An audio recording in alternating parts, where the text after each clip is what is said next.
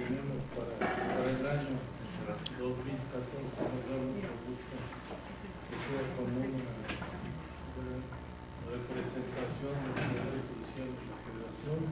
Nos acompañan dos jueces de distrito y nos acompaña la doctora Isabel Martínez Álvarez y el doctor Alberto Enrique Nava Garcés para la presentación del libro El Derecho en la Era Digital. Nos acompaña el señor juez Leonel López Yanopoulos y el señor juez Carlos Alfredo Soto Morales, a quien le voy a pedir si nos puede, por favor, de moderar esta presentación. Muchas gracias. Buenas tardes. Antes que nada, una disculpa por el retraso, pero nuestros invitados vienen de México, entonces se nos hizo que llegamos tarde por esa situación, pero bueno, ya estamos aquí. Antes que nada quiero agradecer al licenciado José Ángel Treviño, director de la Casa de la Cultura, por su apoyo para la materialización de este evento, a los doctores Alberto Nava Garcés, Isabel Martínez Álvarez y al juez López Yanopoulos, presentadores de la obra que ahora nos ocupa. Y sobre todo a todos los amigos que ahorita nos acompañan, tanto abogados postulantes y funcionarios del Poder Judicial de la Federación. La obra que ahora nos ocupa, El Derecho en la Era Digital, coordinada por el doctor Alberto Nava, me parece sumamente importante para los tiempos que vivimos. Permite la convergencia de dos generaciones, los nativos digitales y los inmigrantes digitales. ¿Quiénes son los nativos digitales? Nos dice, son todos aquellos nacidos después de 1980 y sobre todo después de 1990. A partir de esta década de los 90 ya existía, por ejemplo, la música digital, ya existían los compact discs, empezaban a ver los discos digitales en video, los videodiscs. Dejamos atrás los discos LPs de vinil que reproducían la música por un instrumento físico, las agujas, a diferencia de los compact discs que lo hacen por un rayo láser. Los nativos digitales conocieron desde pequeños consolas de videojuegos avanzadas, teléfonos celulares, computadoras personales, etc. Por otra parte estamos los que somos inmigrantes digitales, que somos todos aquellos que nacimos entre la década de 1940 hasta los 70. Según las edades, algunos nacieron cuando apenas se masificaba el servicio de la televisión. Los juegos implicaban realizar actividades físicas, jugábamos a los valeros, al yoyo y al trompo. Los integrantes de esa generación de inmigrante digital todavía nos teníamos que parar a la televisión para ajustar la imagen o para cambiar el canal. Los inmigrantes digitales nos vamos adentrando poco a poco al mundo digital, a veces obligados por las circunstancias de trabajo, de nuestra vida. De esta manera, todos los que somos inmigrantes digitales nos adentramos en el uso de las computadoras, la fotografía digital, nos aventuramos a tener cuentas de correo electrónico, abrimos cuentas en redes sociales como Facebook y Twitter o escribimos en blogs. Los inmigrantes digitales, de manera paulatina vemos normal realizar transacciones en Internet, aunque tenemos todavía cierto recelo para ello. Cuando no tenemos un comprobante físico que nos da una tienda, tendemos a desconfiar, ¿realmente nos irá a llegar el servicio? ¿Realmente nos irá a llegar el libro que compramos? ¿Lo que hicimos? Esta desconfianza parece injustificada para los más jóvenes.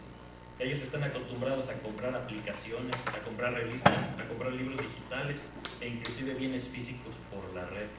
Nosotros podemos ver a nuestros hijos o a nuestros sobrinos que están manejando el teléfono y están comprando programas con el iPhone mediante una cuenta que ya está prepagada, y para ellos es lo más normal.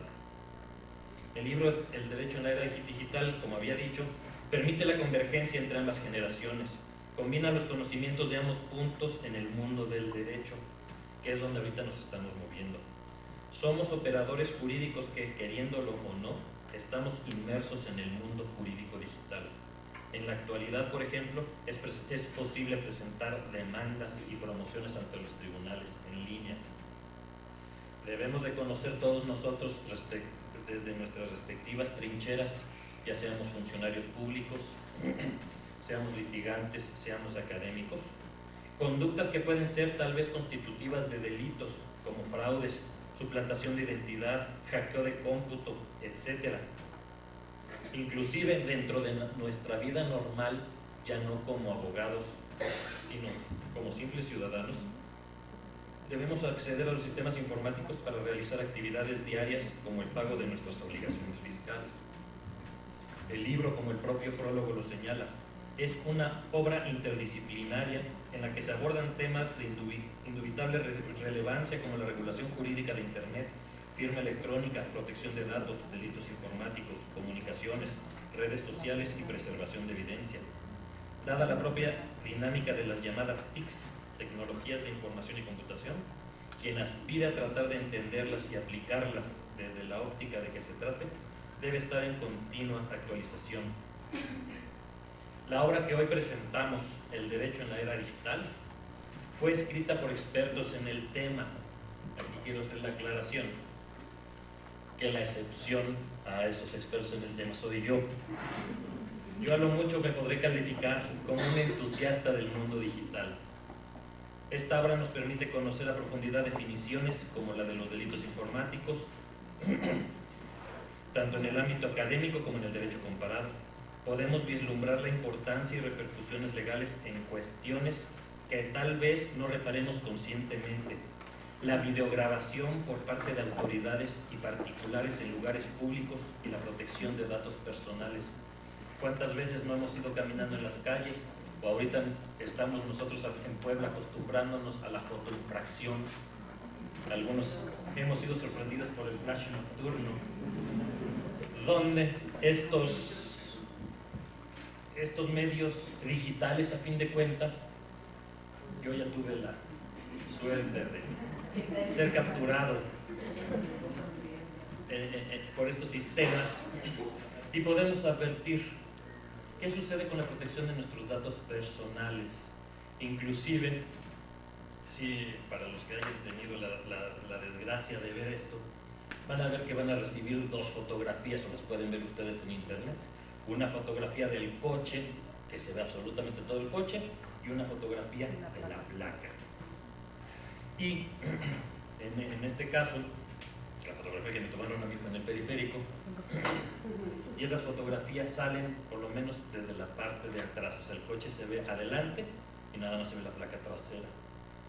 Esto, por ejemplo, ha generado algunos problemas y que han llegado inclusive a los tribunales. ¿Qué sucede, por ejemplo, con el derecho a la intimidad de esas fotografías que se están tomando? Nos comentaba algún amigo que trabaja aquí en la Dirección de Transporte de Puebla que alguna vez pusieron una infracción de las primeras cámaras y la fotografía salió, o antes se fotografiaba el frente del coche y obviamente salen los dos conductores. Esto generó un gran problema. ¿Por qué? Porque supuestamente se le tomó la foto a un señor, a una señora que venía acompañado de un hombre que no era su marido. Entonces, son cuestiones que nosotros no estamos pensando, e imagínense, estas fotos van a llegar hasta su domicilio, en donde debemos de prepararnos, y me parece que este libro nos puede ayudar. Para quienes apenas incursionamos en el conocimiento del derecho digital, será importante conocer si determinadas conductas como el hacktivismo, que debo de confesar que yo no conocía este término hasta que leí el libro, son legales o no, y sobre todo en qué consisten. Para los comparatistas será de suma utilidad lo escrito por el coordinador de la obra, aquí presente, el doctor Alberto Nava, relativo a cómo se regula el Internet en América Latina. Nuestra compañera en este presidio, mi coautora de la obra, Isabel Martínez Álvarez, diserta de manera clara y concreta de los delitos informáticos. Entrecomillo el término, pues la maestra pone en tela de juicio si esa definición contenida en una ley tiene algún fundamento teórico suficiente. Creo que ya como moderador excedí mis atribuciones. Solamente quisiera invitarlos a todos ustedes a consultar el libro que estamos presentando el día de hoy, sobre todo para que podamos debatir tanto en el mundo académico como en el mundo práctico de manera de que todos vamos a ir poniendo un granito de arena en todo esto que nosotros vamos haciendo cotidianamente en lo que podríamos decir que es el derecho digital. En primer término, me gustaría ceder el uso de la palabra a mi compañero Leonel López Yanopoulos y haré una breve semblanza de su currículum. Es egresado de la Universidad Veracruzana. En su carrera judicial se ha desempeñado como oficial judicial, actuario y secretario, tanto en juzgados de distrito como en tribunales colegiados de circuito. Desde 2009 ocupa el cargo de juez de distrito y actualmente está adscrito en el juzgado segundo de distrito del Centro Auxiliar de la Segunda Región. Gracias. Gracias, buenas tardes. Recuerden no ir a más de 60 kilómetros por hora. Es un verdadero placer para mí que se me haya invitado a presentar esta obra y compartir la mesa con estos reconocidos estudiosos del derecho, a quienes agradezco esta inmerecida distinción. Parece un consejo muy acertado buscar documentarnos en los mejores libros, pero catalogar una obra con estas cualidades va ineludiblemente ligado a la solvencia académica del autor. Y en esta ocasión tenemos la fortuna de contar sobradamente con ese respaldo. El doctor Nava Garcés es un reconocido investigador que ha dedicado buena parte de sus esfuerzos al estudio de los delitos informáticos, la prueba electrónica y las redes sociales. Ha contribuido decididamente en el desarrollo de esta rama del derecho a través de diversas publicaciones que nos han ayudado a comprender estos temas y ha hecho patentes las deficiencias del sistema. Creo que este es uno de sus mayores aportes al derecho mexicano. La doctora Isabel Martínez Álvarez ha realizado también interesantes aportes a la academia. Seguramente muchos de nosotros la identificamos más con su trabajo relacionado sobre el derecho penal del enemigo, pero su investigación también se orienta a los delitos informáticos y a la protección de datos personales. El juez Carlos Alfredo Soto Morales, otro de los coautores, no necesita presentación en este foro. Él ha sabido combinar la academia y la judicatura y tiene un merecido prestigio con motivo de sus vanguardistas resoluciones en el ámbito de la protección de los derechos humanos. ¿Por qué hago una referencia que ya se había hecho y por qué lo digo? Lo que quiero es que la audiencia, que volteemos a ver qué vamos a encontrar en este libro, El Derecho en la Era Digital. Se trata de un proyecto que garantiza calidad y acuciosidad en el manejo de los temas abordados. Nos brinda la oportunidad de caminar guiados por personas calificadas para hablar de ellos. Para algunos de nosotros será un primer contacto con estos temas. Para otros será la oportunidad de adentrarnos en problemas de actualidad. Las explicaciones, las opiniones y las perspectivas que nos plantean los coautores provoca la reflexión, incluso aquellos que se declaran antitecnológicos. A propósito de esta distinción que hacía Carlos sobre el migrante y el nativo digital. Presentar esta obra, y parecerá de risa, no podría estar más de acuerdo con mi situación personal, a propósito de muchas estadísticas que aquí van a ver que maneja el doctor Nava Garcés. Cuando preparaba estas palabras, abro mi ordenador personal y tenía la ventaja de estar infectado por un virus que no me permitió trabajar. Y entonces vienen las ideas, ¿no? Vienen las ideas y lo interesante de lo que nos plantea la obra. La tarea que se me encomienda no es para nada sencilla, se dificulta por la naturaleza del trabajo. Debo confesar que ante el cúmulo de información, opiniones y propuestas que nos ofrecen los coautores, resulta sumamente difícil no caer en la tentación de sintetizar los puntos que yo consideré más importantes, o bien manifestar puntos de acuerdo o divergencia. Sin embargo, me abstengo de hacerlo porque estoy convencido de la afirmación de Descartes cuando decía que la lectura de los buenos libros es como una conversación con los mejores ingenios, en la que no nos descubren sino lo más selecto de sus pensamientos. Yo quisiera invitar que cada uno de nosotros tenga esa conversación con los coautores de la obra, es lo mejor que podríamos hacer. Pero esta invitación no basta, no cubre el propósito que nos reúne. Para ello quisiera comenzar haciendo una afirmación un tanto atrevida, pero a la vez obvia. y es que ninguno de nosotros cuestionaría la importancia que han adquirido en los últimos años las tecnologías de la información, terreno donde los cambios ocurren demasiado rápido y nos obliga a una actualización permanente. Sin embargo, como todo constructo humano, las tecnologías de la información y el uso que se hace de ellas no es ajeno a las regulaciones jurídicas. Sin embargo, el derecho no ha evolucionado en la misma velocidad. Al contrario, tenemos lagunas legales, falta de criterios uniformes, interpretaciones limitadas y una deficiente estrategia institucional que impiden dar una respuesta adecuada a los problemas. El derecho en la era digital pone en el centro de la discusión algunos de esos problemas de los cuales creemos estar conscientes, pero que en realidad a veces no los apreciamos en su justa dimensión. En el peor de los casos, los órganos encargados de crear las normas y de administrar justicia han evadido abordarlo en la medida de las exigencias actuales. Y esto no es accidental. Nuestro sistema jurídico atraviesa por una época que se ha calificado como de deconstrucciones y de reconstrucciones, de nuevos paradigmas y todo tipo de calificativos que yo llamaría más rimbombantes que de fondo. Sin embargo, no todos estamos dispuestos a enfrentar los vertiginosos cambios que nos presenta la generación digital, de modo que no es raro encontrar respuestas tradicionales, por no decir anacrónicas, a problemas que demandan nuevos enfoques. Hoy es prioritario garantizar la seguridad de la información. La dinámica que rodea las llamadas TICs provoca que las afectaciones puedan ocurrir en cualquier lugar del planeta y tener efectos globales, locales o personales que están más cerca de nosotros de lo que pensamos, tan solo por el solo uso de los smartphones o las redes sociales, las transacciones en línea, etcétera, algunos de los ejemplos que nos hablaba el juez Carlos Soto. La riqueza de esta obra radica en la diversidad de temas y los enfoques que ofrece. Los coautores nos presentan distintas visiones desde la academia, la empresa, el servicio público y la práctica jurisdiccional, de manera que el lector podrá aproximarse a ellos guiados por expertos en distintas ramas y vertientes del conocimiento jurídico.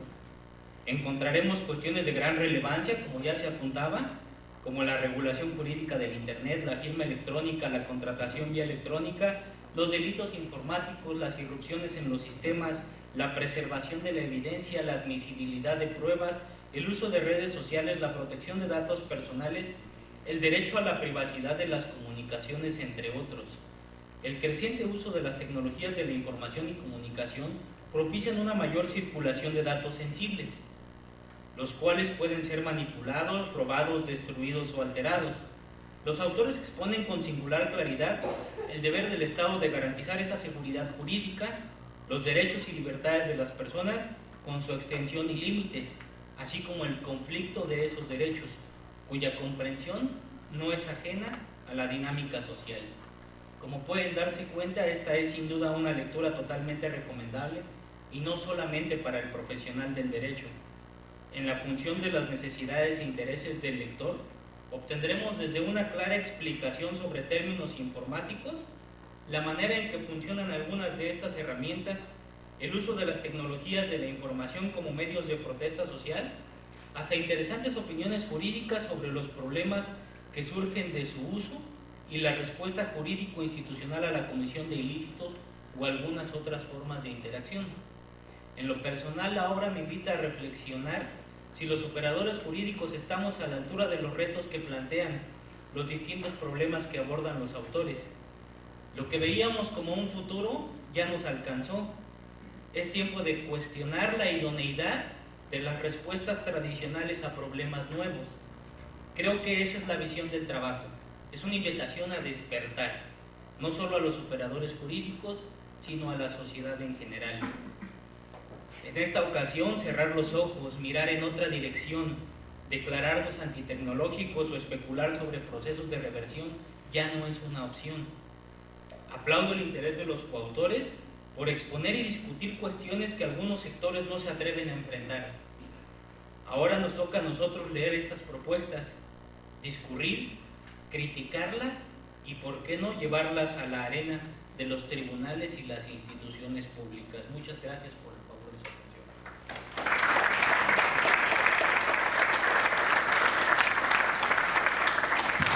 gracias.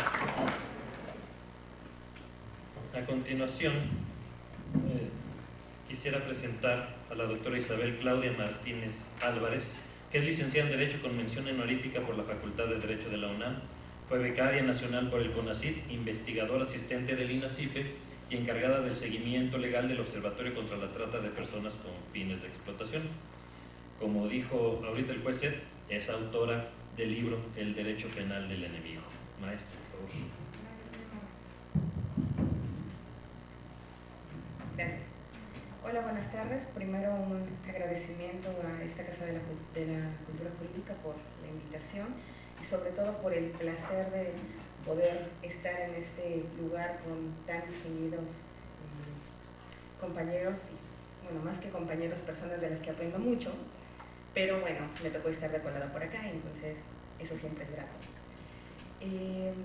Este libro tiene como características bastante interesantes que hace rato conversábamos justamente. Por ejemplo, que es la primera vez que nos encontramos con el señor juez, que es coautor en el mismo libro en el que escribimos y en el que por supuesto el doctor Nava con toda su experiencia ha coordinado. Internet nos ha abierto las puertas a diferentes opciones, pero obviamente las herramientas se pueden utilizar para muchas cosas, ¿no? Así como el cuchillo se puede utilizar para cortar verduras, se puede utilizar para matar a una persona. Por eso es muy interesante este concepto de delitos informáticos, porque nosotros en la tradición jurídica no pensaríamos en poner delitos cometidos con arma de fuego, entonces pondríamos homicidio, lesiones, si la amenazó en una violación con el cuchillo, entonces, o con una pistola, es cometido con arma de fuego. Pero en delitos informáticos sí lo hacemos. Nos interesa tanto el medio comisivo que le llamamos así a los delitos, aun cuando pudieran ser cometidos de otra manera, o aun cuando pudieran ser efectuados por otros medios. Por supuesto, esa idea debo de reconocer que no es una idea original mía, sino que en realidad la leí en un libro anterior del doctor Alberto Nava, justamente cuando habla acerca de que los medios electrónicos son medios comisivos para la realización de determinados delitos. Y eso nos va a llevar a otra cuestión, que es, en los delitos informáticos no hay algo como un bien jurídico propio de los delitos informáticos.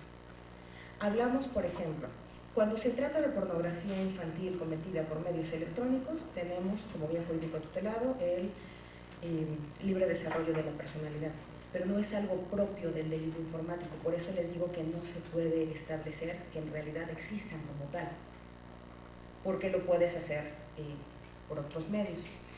Y lo interesante de esto es que como lo hemos encasillado un poco, de repente se nos va a aplicar algunos medios tecnológicos a criterios que nosotros ya tenemos y que bien podríamos hacer un poquito más extensivos. ¿Cómo un poco más extensivos? Cuando hablamos, por ejemplo, de derecho a la intimidad, ¿qué significa para nosotros la intimidad tradicionalmente? Pensamos, por ejemplo, en nuestra casa, pensamos en la maleta que traemos, o en la bolsa que tenemos, o en las fotografías que guardamos en la sala. Todo eso se corresponde con el concepto de intimidad. ¿Y qué pasa cuando de repente dejamos entrar a los medios electrónicos dentro de nuestra casa? Todo se vuelve íntimo por estar ahí. Por ejemplo, lo que se contiene en mi computadora, ¿se puede considerar algo protegido por el derecho a la intimidad, por el hecho de estar dentro de mi casa? Como verán, ustedes tampoco tienen una respuesta uniforme. No vi que todos dijeran no o que todos dijeran sí, porque estamos todavía en este proceso de aplicación. Claro. Cuando hablábamos, por ejemplo, de los términos de flagrancia, lo que veíamos era, bueno, flagrancia es cuando yo percibo algo por mí mismo. Y cuando lo percibes por medio de una cámara, por ejemplo, ¿es flagrancia o no es flagrancia? Y es curioso porque si nosotros, por ejemplo, estamos en un supermercado y la cámara está señalándole a las personas, a los policías que están en este mismo centro comercial, que alguien está robando, diría, es que yo lo percibí directamente. Eso de percibirlo directamente porque viste la cámara y en la cámara estaba pasando la imagen, no es del todo cierto, pero sí percibí por un medio electrónico, de manera inmediata, o por lo menos de una forma en que yo estaba plenamente convencido de que sí lo estaba percibiendo por mí mismo. Más o menos pasa lo mismo con las computadoras. nos decían, por ejemplo, es que no podemos ingresar a un domicilio en los cuales hay pornografía infantil, porque como está dentro de la casa tenemos que solicitar el permiso para el ingreso a la casa, para poder tomar las cosas, ya saben, todo esto, ¿no? Y la pregunta era, oye, pero es un caso de flagrancia, ¿no? Y tenemos autorizaciones para ingresar a domicilios en los casos de flagrancia. Sí, pero es que no lo estamos percibiendo directamente, pero lo estás percibiendo por un medio electrónico. Tú sabes por tu base de datos qué se está descargando, de dónde se está descargando. Entonces, ¿por qué no podríamos aplicar exactamente el mismo criterio que aplicamos normalmente en los centros comerciales en computadores?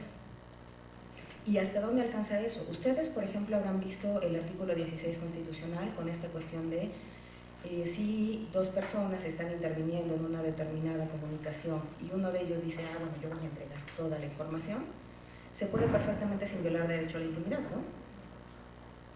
Eso significaría, por ejemplo, que yo podría grabar a una persona sin permiso y presentarlo ante un juez.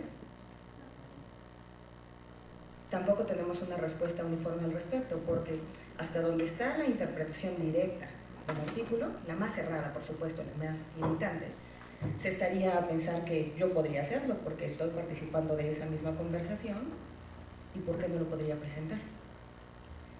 Los límites no son tan claros como nos podrían parecer y es en cada una de las cosas. No solamente en la ley fiscal, por ejemplo, donde tenemos firma electrónica, o no solamente en el ofrecimiento de pruebas en los procesos civiles. Lo tenemos en cada uno de los lugares en los que estamos trabajando y precisamente por eso necesitamos abrir los mecanismos y los conceptos que ya tenemos. Saber que tal vez no existen realmente los delitos informáticos, pero que podemos aplicar criterios relativos a esos medios comisivos y ampliar los conceptos de percepción, conceptos de protección, conceptos de invasión. Cuando sabemos, por ejemplo, que hay una invasión a la intimidad en un medio informático.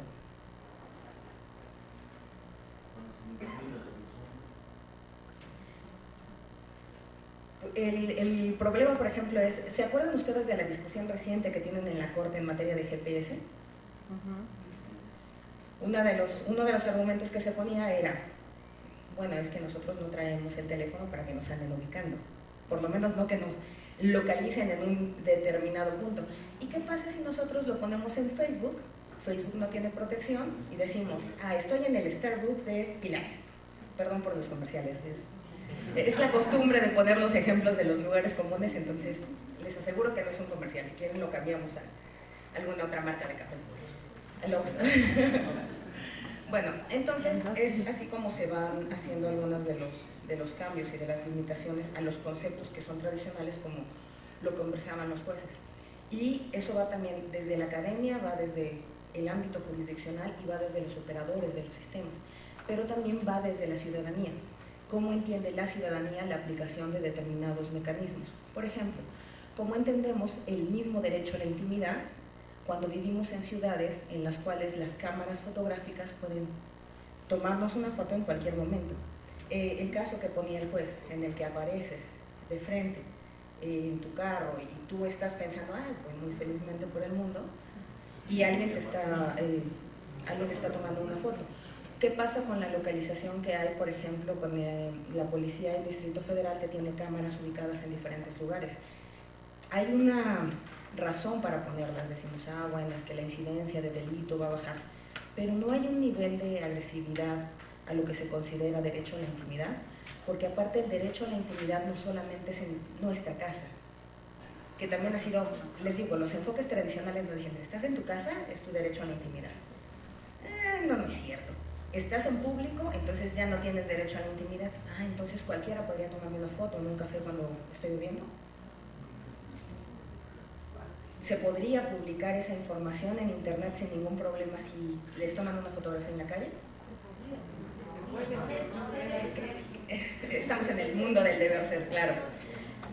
Entonces esas son las preguntas que tenemos que responder y que también tenemos que responder como ciudadanía. ¿Hasta qué punto nos parece algo permisible y hasta qué punto no nos lo parece? ¿Hasta qué punto utilizamos esas herramientas como una manera de protección de la sociedad y no como una manera de limitar a la sociedad o de destruir algunos otros derechos de otras personas? Bueno, fuera de eso la verdad es que no les puedo recomendar tanto mi artículo, pero sí les recomiendo muchísimo el artículo del resto de mis compañeros, Y para que vean, sobre todo, cómo se ha diseñado este libro por parte del doctor Nava, sabrán que no solamente se encuentra en su versión física por la editorial Orrua, sino que también se puede encontrar en su versión electrónica, y los datos se los dará el doctor Nava en su momento. En todo caso, cada uno de los artículos que está en este libro son artículos sumamente innovadores, y obviamente quien está coordinando el libro es uno de los grandes expertos en México, un migrante digital que se ha encargado de volverse casi nativo. No sé hasta qué punto se pueda, pero estoy casi segura que está muy cerca, o por lo menos ya se encuentra en la misma posición el doctor Nava. Muchísimas gracias por todo.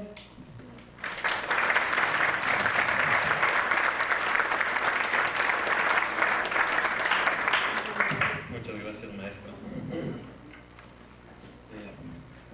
A continuación, cedo el uso de la palabra al doctor Alberto Enrique Nava Garcés, quien es doctor en Derecho por la UNAM, miembro del Sistema Nacional de Investigadores, exdirector de investigación y profesor investigador invitado del INACIPE, catedrático de Derecho Penal de la Facultad de Derecho de la UNAM. Algunas de sus obras publicadas son La prueba electrónica en materia penal, El penalista, Dogmática penal y teoría del delito, crítica y método, entre otros. Doctor. Muchísimas gracias. Antes que nada, quiero agradecer la invitación de la Casa de la Cultura Jurídica para estar presentes el día de hoy, así como agradezco la presencia de la maestra Isabel Martínez y de los señores jueces López Giannopoulos y Carlos Soto Morales.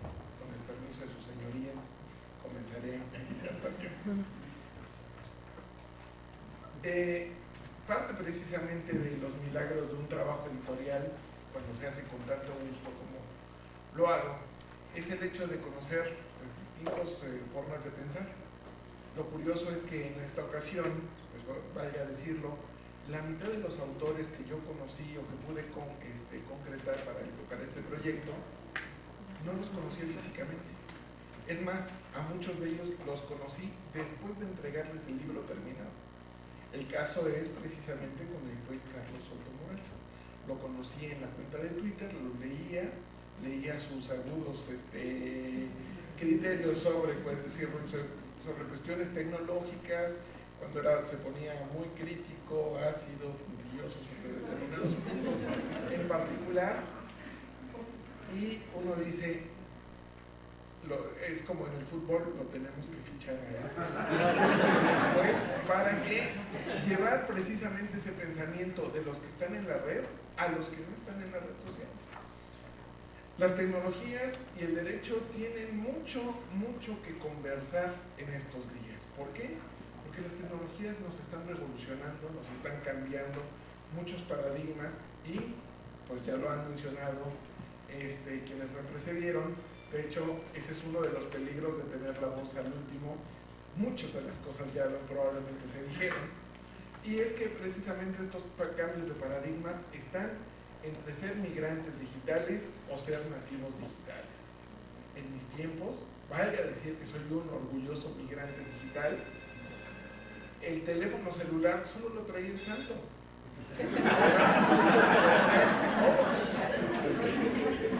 Después ya vino el Superagente 86, el tal James Bond, pero antes solo el santo y después Jacobo Zabludowski.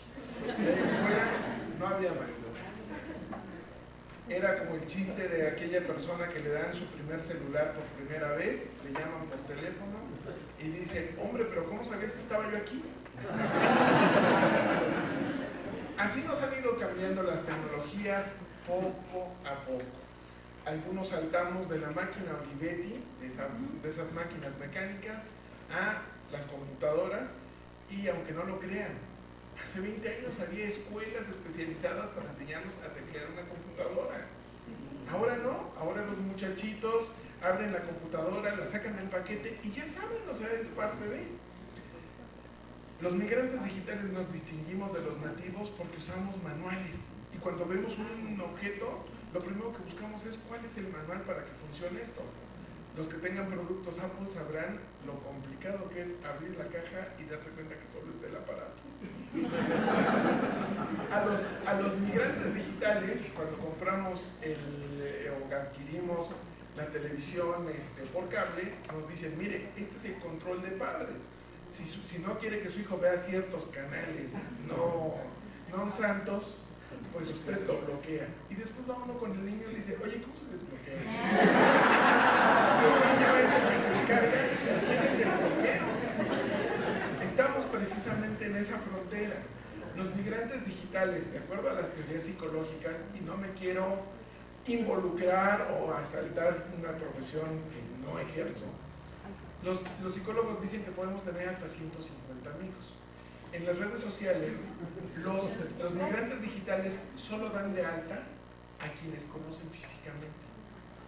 Muy pocas veces, y esto fue una excepción precisamente para ser migrantes digitales, el señor juez y un servidor, fue que nos dimos de alta en algún momento.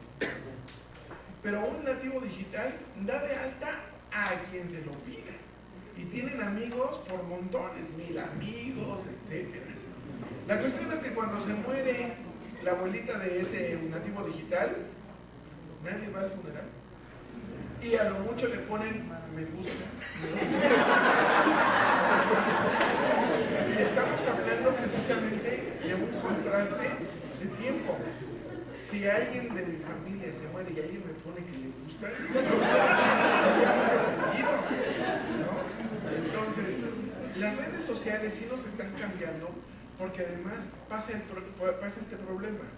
Quienes hacemos las reglas, quienes ponemos el derecho, todavía somos migrantes digitales y no entendemos cuál es el fenómeno que está pasando con los nativos digitales.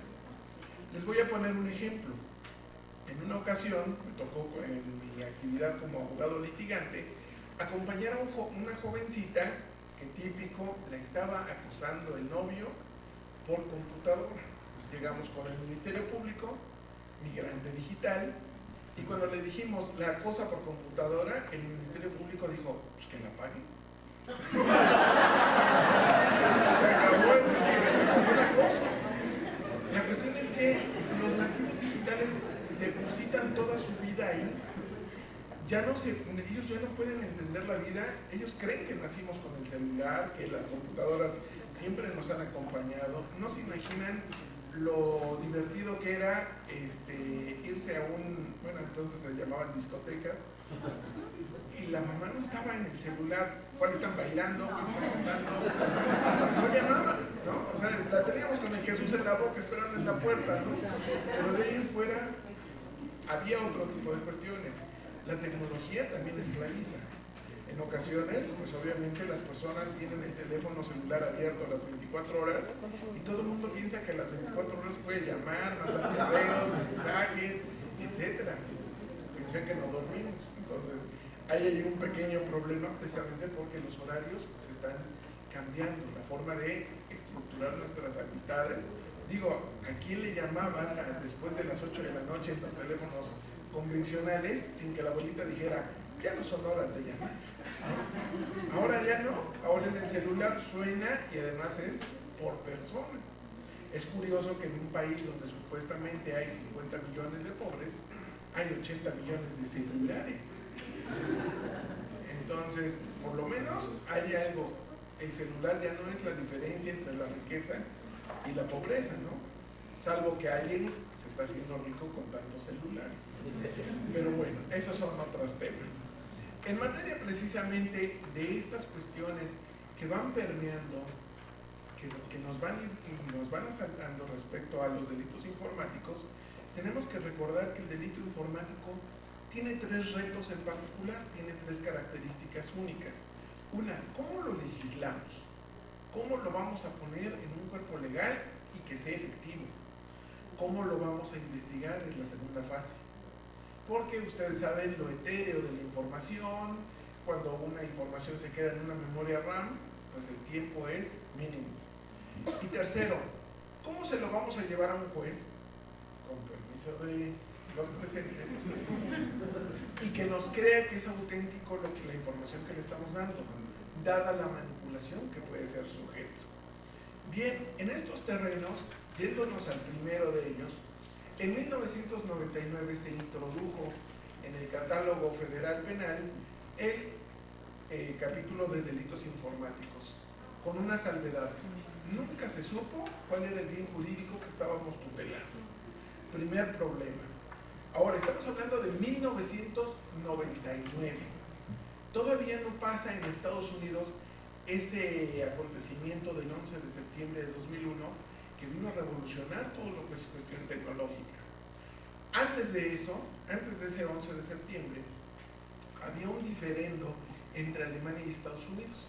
Alemania pedía y quería poner un filtro a toda esa pornografía que llegaba de Estados Unidos. Y Estados Unidos decía, no, es libertad de expresión. Tú debes de dejar pasar. Obviamente era su negocio, ¿no?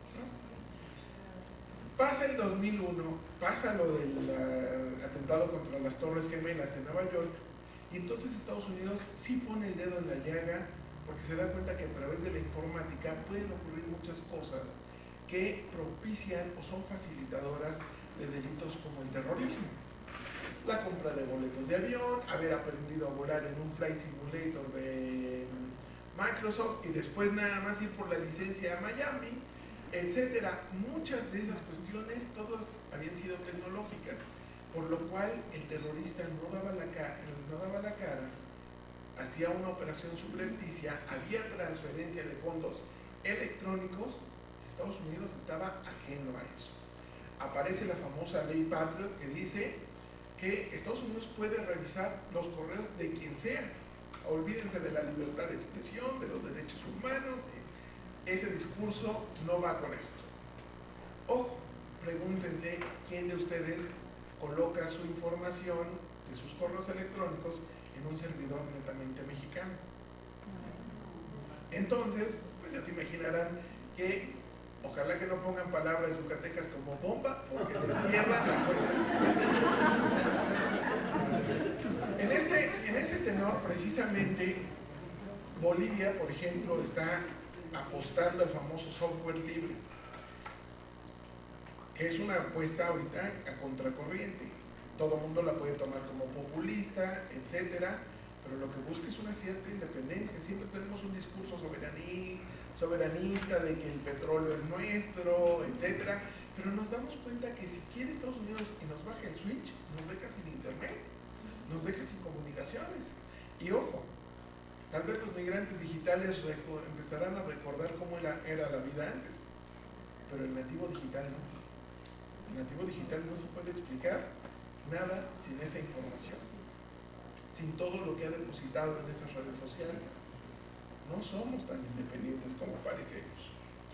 En estos delitos informáticos, pues obviamente en este terreno, en el 2001, fíjense, apenas había ocurrido lo de las Torres Gemelas en septiembre y apenas 2 meses después ya se estaba firmando el primer convenio de cibercriminalidad en Budapest. ¿Verdad que sí nos importaba el tema? Se pusieron reglas, por cierto, reglas que México 14, 13 años después ni siquiera las ha comenzado a discutir, pero ha seguido el mal ejemplo. Estados Unidos fue quien propició ese tratado, pero no lo firmó, ¿no? De tan invasivo que puede ser.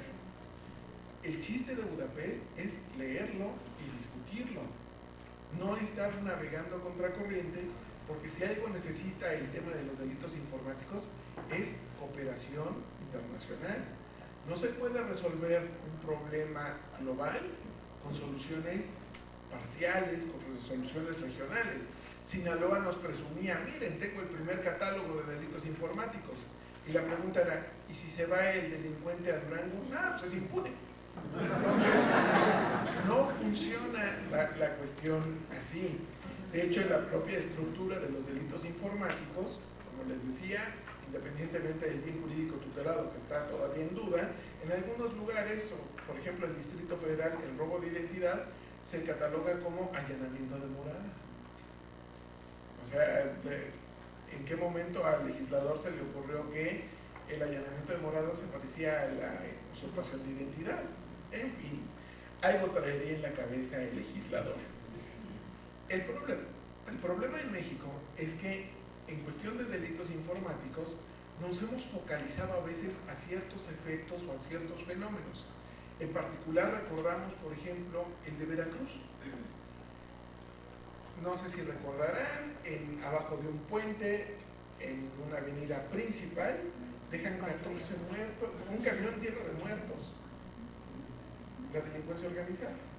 A los pocos días, una viejita tuitera quiere entrar a las redes sociales y lo único que aprendió a hacer fue a dar retweet.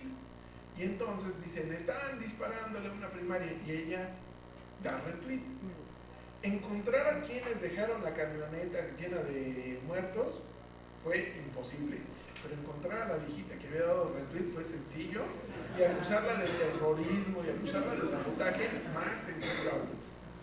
Delitos bastante graves que la señora tenía que enfrentar una pena por 70 años. Es gravísimo, o sea, la señora es peligrosísima. El problema es quedémonos y demos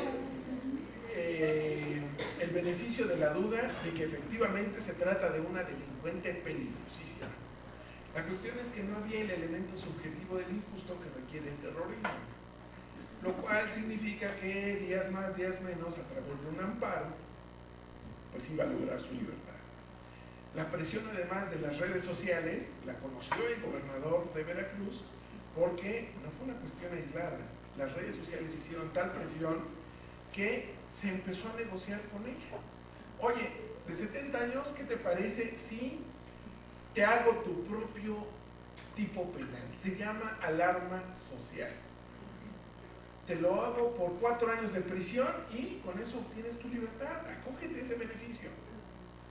Ella dice, no, yo le apuesto a la libertad en el amparo. No, es que eso nos va a dar un dolor de cabeza, todo el mundo va a retuitear, la alarma social es nada más el hecho de haber difundido mensajes falsos.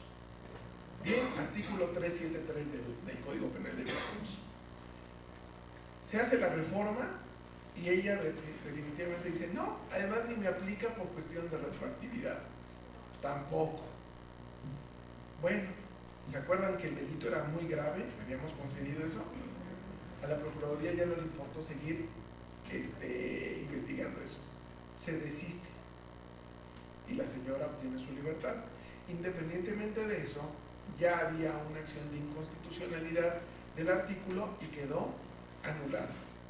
No existe la alarma social y cambiaron, hicieron una nueva reforma que se llama perturbación social.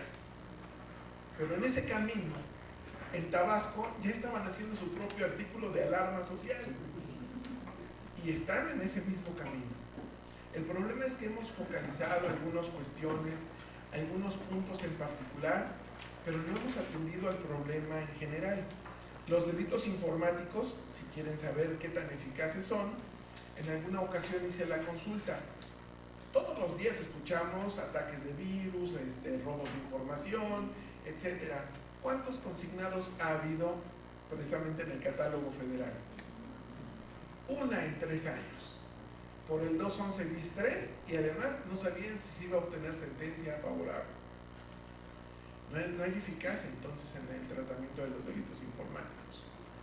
Se está trabajando por una legislación uniforme. En Perú ya nos dieron una receta. Hicieron todo un catálogo de cuestiones donde está involucrada la tecnología y pues obviamente va a ir adherida a su legislación penal. Nosotros no hemos entrado a ese trabajo, tenemos varios pendientes en materia tecnológica. De hecho, precisamente cuando se nos ocurrió trabajar en este libro en conjunto, el único fin era obtener distintas experiencias, distintos enfoques respecto de un fenómeno que tenemos ya en la puerta, que es la tecnología que está cambiando nuestras vidas, pues al grado de que hasta el propio libro está en internet. Por lo pronto, pues obviamente sería todo. Les agradezco y les invito a su lectura y a que lo discutamos. Estamos en las redes sociales. Muchas gracias.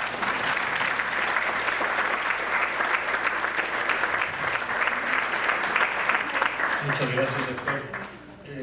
Hemos escuchado, nos han planteado varios puntos bastante interesantes que todos aquí, puedo ver, habemos bastantes de las dos generaciones, tanto nativos como migrantes digitales. Me parece que es necesaria una obra de consulta indispensable para estas épocas. Vale la pena leerlo. Y para que no quede en un acto tan protocolario, no sé si tuvieran a bien, si tuviera el público algunas preguntas, algunos comentarios que quisieran hacerle los autores en relación a lo que hemos platicado hasta ahorita. Lo ideal sería que todos viniéramos con el libro leído y entonces ya tendríamos más dudas, pero no sé si alguien del público quisiera tomar la voz y hacer alguna de las preguntas aquí a los participantes.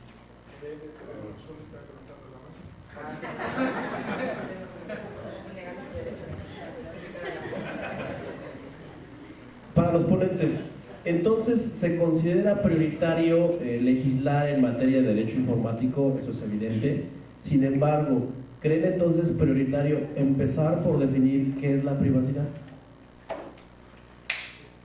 Para poder dar consecuencia a ya definir, ¿no? Yo puse mi perfil en Facebook, está en internet, está en la red, bueno, es público, no es público, es privado, no es privado, o sea, vamos.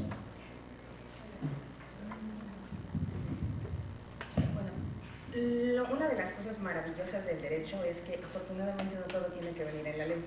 Cuando todo empieza a venir en la ley es que nuestra capacidad de razonamiento ya está un poquito reducida. Por eso a veces ponemos más y más y más cosas en la ley. Cuando empezamos a poner catálogos así de, bueno, vamos a poner y las 22 posibilidades de hacerlo, es porque estamos limitando razonamientos. No sé si ustedes se habrán dado cuenta que, por ejemplo, en las leyes especiales pasa algo con los verbos. Si tenemos un tipo simple, dice, homicidio es el que priva de la vida a otro. O sea, lo mataste, ya, es homicidio. Pero en las leyes especiales, por ejemplo, lo que me dice es, si transporta, si posee, si lo lleva, si acuerda, todas las posibilidades de autoría o de participación perfectamente definidas, para que tú encuentres el verbo específico que viene en la ley y lo apliques, como si en algún momento no pudiera ser que el juez aplicara directamente a partir de esta regla general. Me parece que la privacidad no tendría que establecerse tan cerrada en las leyes, porque precisamente para eso está el criterio jurisdiccional, para establecer algunos precedentes e ir decidiendo caso por caso, sobre todo con una interpretación armónica, claro, sabiendo que los derechos en términos generales no son absolutos y que siempre que se encuentran en ponderación tendrás que resolver de alguna manera específica, que se resuelve concretamente. Entonces, ¿por qué establecer en una ley general algunas situaciones que tienen que resolverse concretamente? Por lo menos esa es mi perspectiva.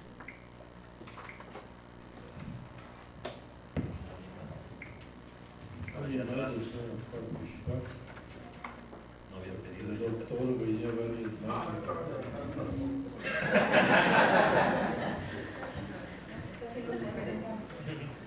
Entonces, no sé si hay alguna otra participación, alguna otra duda en relación a lo que hemos platicado. No me queda más que agradecer de nuevo a todos ustedes su participación en este evento, invitarlos nuevamente a la lectura de esta obra y ojalá y los doctores nos visitaran en un futuro cercano para que ya podamos platicar con todo lo que hemos dicho. Si para los que estén interesados, los autores van a estar aquí, vamos a estar aquí algún tiempo por si alguien quiere llevarse su libro autografiado. Muchas gracias y buenas tardes.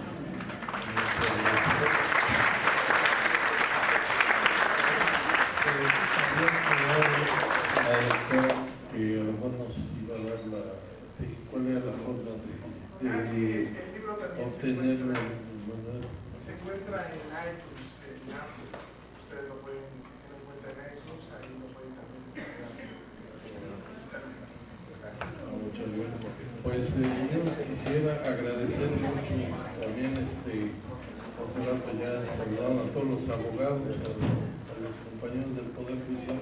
Vinieron muchos estudiantes, la verdad nos da mucho gusto que estén participando aquí en la Casa de la Cultura Jurídica y que se hayan interesado en el tema. Vamos a entregar unos reconocimientos a nuestros distinguidos participantes del día de hoy. Yo le pediría por favor a los Alfredo Soto Morales, si por favor le reconocimiento a la doctora Isabel Martínez Álvarez.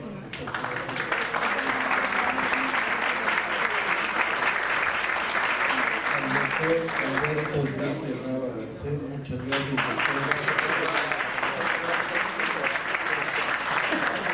Al señor juez Ser Leonel López Llanópolis, muchas gracias. Y a quien promovió que se hiciera esta presentación en la casa del señor juez Carlos Alfredo Soto Morales. Muchas gracias.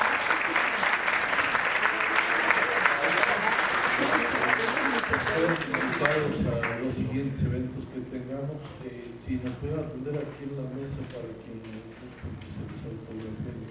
Pues muchas gracias, buenas tardes.